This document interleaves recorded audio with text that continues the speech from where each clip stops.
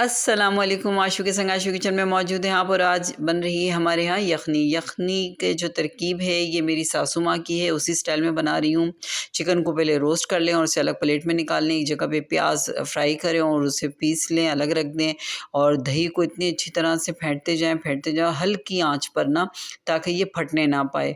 और जब ये अच्छी तरह से बिल्कुल तैयार हो जाए तो इसके अंदर 1 गिलास पानी डालकर आप उसके अंदर तमाम मसाले डालें। मसालों में जाएगा 1 चम्मच सौंफ, आधी चम्मच छोटी इलायची और आधा चम्मच सोंठ।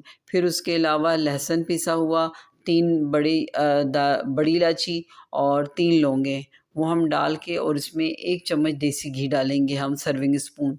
और फिर जो हमारे पास प्याज़ पेस्ट बनाया हमने रखा है वो भी इसमें शामिल कर देंगे और 1 चम्मच पिसा हुआ पुदीना शामिल करके हम इसे ढक्कन ढक के रख देंगे। बहुत मज़े की यखनी बनती है, चावल के साथ आप खाएँ। ये कश्मीरी डिश वाक़ई बहुत लाजवाब है, बहुत ज़ायकेदार है, बहुत मज़ा आता है और अगर मटन में बनाएँ तो और बहुत अच्छी लगती है।